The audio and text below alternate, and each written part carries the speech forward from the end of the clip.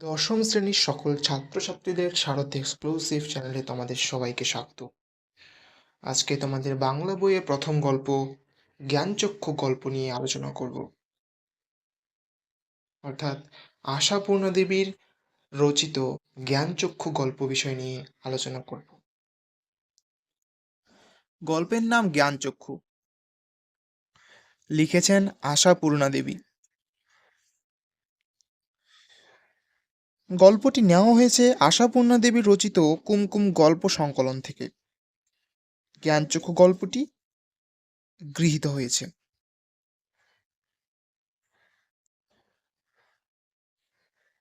আশাপূর্ণা দেবী রচিত জ্ঞানচক্ষু গল্পে আমরা তপনের নামে একজন ছোট ছেলের কথা পাই, যার কাছে লেখক মাত্রে আমাদের ধরাছোঁয়ার বাইরে কোনো চরিত্র। তারা যে আর পাঁচজন মানুষের মতোই সাধারণভাবে জীবনযাপন করেন, সেটা তপনের ধারণাতে ছিল না।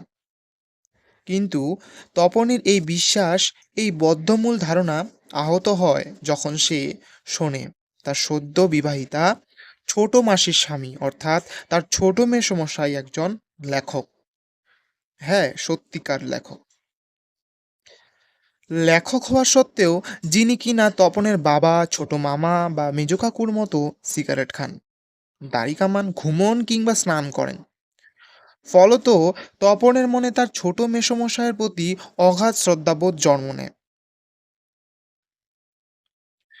ছোট্ট তপনের নিজেরও ছিল প্রচুর গল্প পড়া ও লেখার নেশা, কিন্তু নিজের রচনা বিষয়ে এক ধরনের আড়ষ্টতা ও হীনমন্যতা বোধ আহ, হীনমন্যতা বোধ থাকায় সে লেখক এবং প্রফেসর মানুষ ছোট পিসে মশাইয়ের কাছে নিজের লেখা গল্প পেশ করার সাহস দেখাতে পারেনি।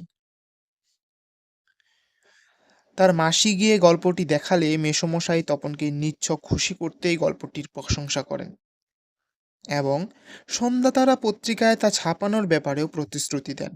এরপর বাড়ির লোকজনের ঠাট্টা ও ইয়ার্কির মধ্যে থেকেই তপন তার লেখা গল্পটি ছাপার অক্ষরে দেখতে পাওয়ার আশায় দিন গুনতে থাকে এবং লিখে ফেলে আরও একটি নতুন গল্প। কিন্তু দিন বয়ে যায়, তপনের লেখা গল্পটি প্রকাশিত হয় না। শেষ পর্যন্ত সে যখন এক প্রকারের হাল ছেড়ে দিয়েছে, একদিন তার বাড়িতে ছোট মাসি ও মেসোর আগমন হয় সন্ধ্যা তারা পত্রিকাটি হাতে নিয়ে, যেখানে সে নিজের চোখে দেখে লেখক সূচিতে তার নাম প্রকাশিত হয়েছে। শ্রী তপন কুমার রায়ের লেখা গল্প প্রথম দিন। বাড়ির লোকেরা তপনের লেখার প্রশংসা করলেও কৃতিত্বের সবটুকু তার ভাগ্যে জোটে না। পাশাপাশি তার ছোট মেসোর নামেও জয়ধ্বনি ওঠে লেখা প্রকাশের ব্যাপারে সাহায্যের জন্য। একসময় দেখা যায় তপনের কৃতিত্বের ভাগটুকু যেন পুরোটাই চাপা পড়ে গেছে তার মেসোর কৃতিত্বের কথা ঘোষণার মধ্যে। এবার গল্পের মধ্যে আসি।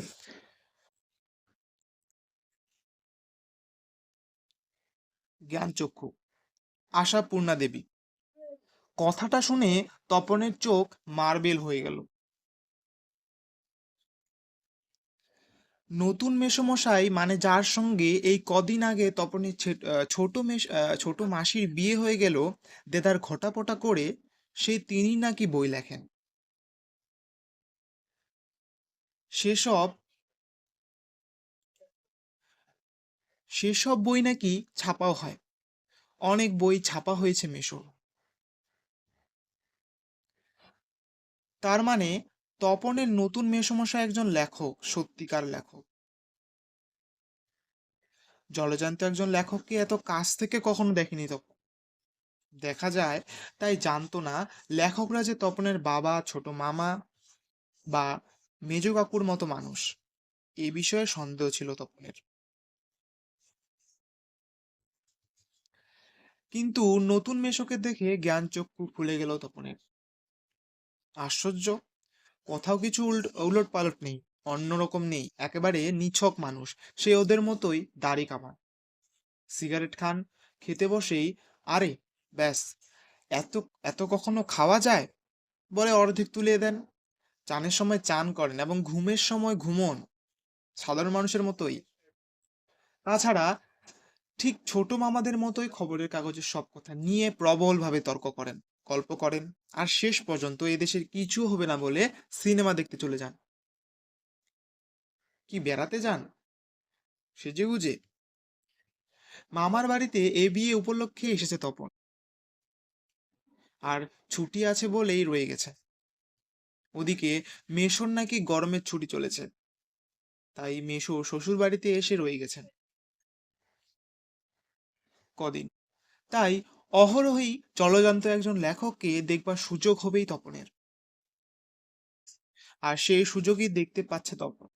লেখক মানে কোনো আকাশ থেকে পড়া জীব নয়, তপনের মতোই মানুষ।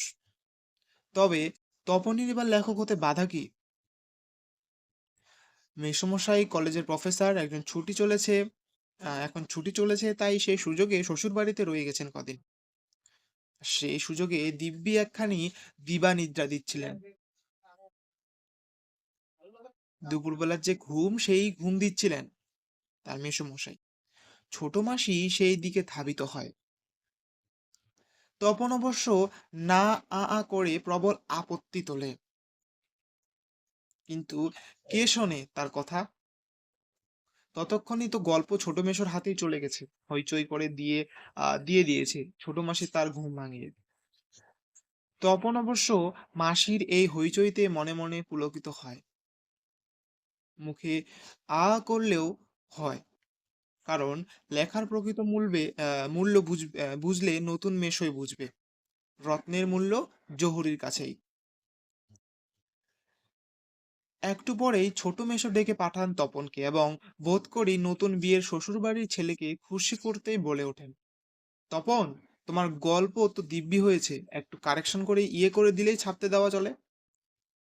তপন প্রথমটা ভাবে ঠাট্টা, কিন্তু যখন দেখে মেশোর মুখের করুণার ছাপ, তখন আহ্লাদে কাদো কাদো হয়ে যায়।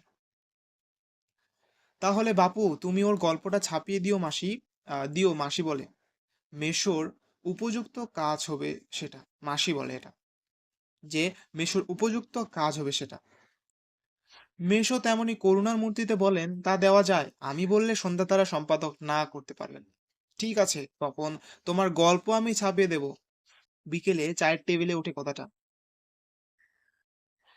আর সবাই তপনের গল্প শুনে হাসে, কিন্তু মেশো বলেন, না না, আমি বলছি তপনের হাত আছে, চোখও আছে, নচেৎ এই বয়সের ছেলেমেয়েরা গল্প লিখতে গেলেই তো হয় রাজরানীর গল্প লেখে, নয়তো খুন জখম অ্যাক্সিডেন্ট, অথবা না খেয়ে খেতে পেয়ে মরে যাওয়া, এইসব মাল মশলা নিয়ে বসে। তপন যে সেই দিকে যায়নি, শুধু ওর ভর্তি হওয়ার দিনের অভিজ্ঞতা আর অনুভূতির বিষয় নিয়ে লিখেছে, এটা খুব ভালো, ওর হবে। তপন বিহ্বল দৃষ্টিতে তাকায়। তারপর ছুটি ফুরোলে মেশো গল্পটি নিয়ে চলে গেলেন। তপন কৃতার্থ হয়ে বসে বসে দিন গণে। এই কথাটাই ভাবছে তপন রাত দিন। ছেলেবেলা থেকেই তো রাশি রাশি গল্প শুনেছে তপন, আর এখনো বস্তা বস্তা পড়ছে। কাজেই গল্প জিনিসটা যে কি সেটা জানতে তো বাকি নেই। শুধু একটাই জানা ছিল না, সেটা এমনই সহজ মানুষে লিখতে পারে। তপন মেশোকে দেখে জানলো সেটা। তবে আর পায় কে তপনকে? দুপুরবেলা সবাই যখন নিথর নিথর, তখন আস্তে আস্তে একটি খাতা, হোম টাস্কের খাতা, আর কি, বিয়ে বাড়িতেও যেটি না মা না আনিয়ে ছাড়েননি তাকে, আর কলমটি নিয়ে 3 তলা সিঁড়িতে উঠে গেল। আর তোমরা বিশ্বাস করবে কিনা জানি না, একাশনে বসে লিখেও ফেললো আস্ত একটা গল্প। লেখার পর যখন পড়লো, গায়ে কাঁটা দিয়ে উঠলো তপনের, মাথার চুল খাড়া হয়ে উঠলো। এ কি ব্যাপার?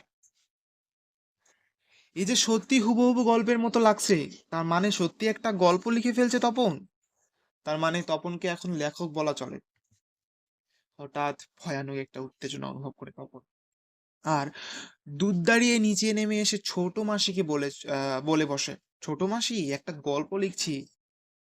ছোট মাসি ওর চিরকালের বন্ধু, বয়সে অর্থাৎ ছোট মাসি ওর চিরকালের বন্ধু, বয়সে বছর আষ্টেকের বড় হলেও সমবয়সী।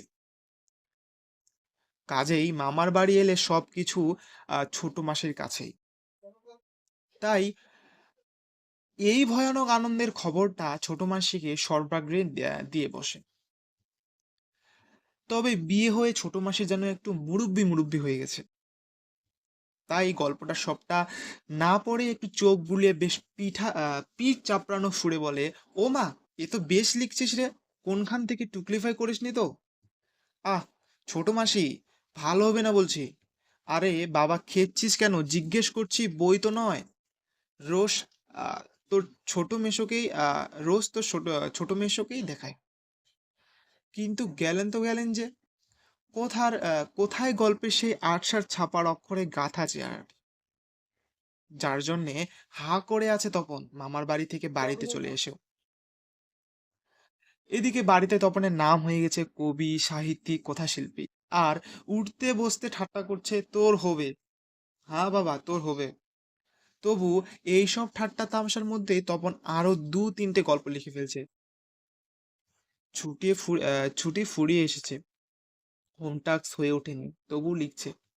লুকিয়ে লুকিয়ে লিখছে, যেন নেশায় পেয়েছে তার। তারপর ছুটি ফুরলো, রীতিমতো পড়া শুরু হয়েছে। তপন গল্পটি সম্পর্কে একেবারে আশা ছাড়া হয়ে গেছে, বিষণ্ণ মন নিয়ে বসে আছে। এমন সময় ঘটলো সেই ঘটনা। ছোট মাসি আর মেসো একদিন বেড়াতে এলো, হাতে এক সংখ্যা সন্ধ্যা তারা।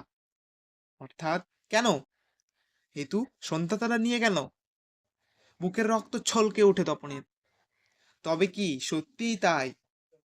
সত্যি তপনের জীবনের সবচেয়ে সুখের দিনটি এলো আজ। কিন্তু তাই কি সম্ভব? সত্যিকার ছাপার অক্ষরে তপন কুমার রায়ের লেখা গল্প হাজার হাজার ছেলের হাতে ঘুরবে? পৃথিবীতে এমন অলৌকিক ঘটনাও ঘটে। তা ঘটেছে, সত্যিই ঘটেছে। সূচিপত্রের নাম রয়েছে, প্রথম দিন, গল্প শ্রী তপন কুমার। সারা বাড়িতে শোরগোল হয়ে পড়ে যায়, তপনের লেখা গল্প সাতচকায় ছাপা হয়েছে। সাতচকা না, এটা পত্রিকায় ছাপা হয়েছে। ওর লেখক মেশো ছাপিয়ে দিয়েছে। পত্রিকাটি সকলের হাতে হাতে ঘোরে। সকলেই একেবার করে চোখ বোলায় আর বলে, বারে বারে চমৎকার লিখেছে তো। মেশো অবশ্য মৃদু মৃদু হাসে, বলেন, একটু একটু কারেকশন করতে হয়েছে অবশ্য, নেহাত কাঁচা তো। মাসি বলে, তা হোক, নতুন নতুন অমন হয়। ক্রমশ ও কথাটাও ছড়িয়ে পড়ে, ওই কারেকশনের কথা। বাবা বলেন, তাই? তা না হলে ফট করে একটা লিখলো আর ছাপা হলো। মেজো কাকু বলেন, তা ওরকম একটি লেখক মেশো থাকা মন্দ নয়। আমাদের থাকলে আমরাও চেষ্টা করে দেখ। ছোট মাসি আত্মপ্রসাদের প্রসন্নতা নিয়ে বসে বসে ডিম ভাজা আর চা খায়। মেশো শুধু কফি। আজ আর অন্য কথা নেই, শুধু তপনের গল্পের কথা আর তপনের নতুন মেশোর মহত্বের কথা। উনি যিনি উনি নিজে গিয়ে না দিলে কি আর সন্ধ্যা তারা সম্পাদক তপনের গল্প করে আঙ্গুল দিয়ে ছুতো? তপন যেন কোথায় হারিয়ে যায় এইসব কথার মধ্যে। গল্প ছাপা হলে যে ভয়ঙ্কর আহ্লাদটা হবার কথা, সে আহ্লাদ খুঁজে পায় না সে।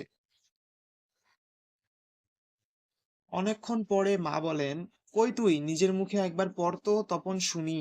বাবা, তোর পেটে পেটে এবং এতক্ষণে বইটা নিজের হাতে পায় তপন। মা বলেন, কই পড়, লজ্জা কি, পড় সবাই শুনি। তপনও লজ্জা ভেঙে পড়তে যায়। কে সে গলা পরিষ্কার করে। কিন্তু এ কি, এসব কি পড়ছে তপন? এ কার লেখা? এর প্রত্যেকটি লাইন তো আন করা, তপনের অপরিচিত। এর মধ্যে তপন কোথায়? তার মানে মেশো তপনের গল্পটিকে আগাগোড়াই কারেকশন করেছেন। অর্থাৎ নতুন করে লিখছেন। নিজের পাকা হাতে কলমে তপন আর পড়তে পারে না, বোবার মতো বসে থাকে, তারপর ধমক খায়। কিরে, তোর যে দেখি পায়ার ভারী হয়ে গেল। সবাই শুনতে চাইছে, তপন পড়ছিস না, নাকি অতি আহ্লাদে বাক্য হেরে গেল?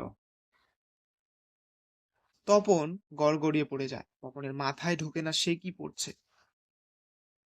তবু ধন্যি ধন্যি পড়ে যায়। আর একবার রব রব ওঠে, তপনের লেখক মেশো তপনের গল্পটি ছাপিয়ে দিয়েছে। তপন বইটা ফেলে রেখে চলে যায়। তপন ছাদে উঠে গিয়ে শার্টের তলাটা তুলে চোখ মুছে। তপনের মনে হয় আজ যেন তার জীবনের সবচেয়ে দুঃখের দিন।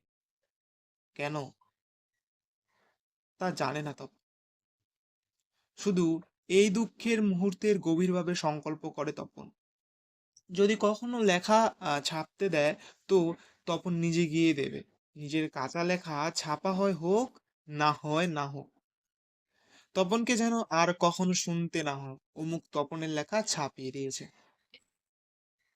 আর তপনকে যেন নিজের গল্প পড়তে বসে অন্যের লেখার লাইন পড়তে না হয়। তার চেয়ে দুঃখের কিছু নেই তার থেকে অপমানের।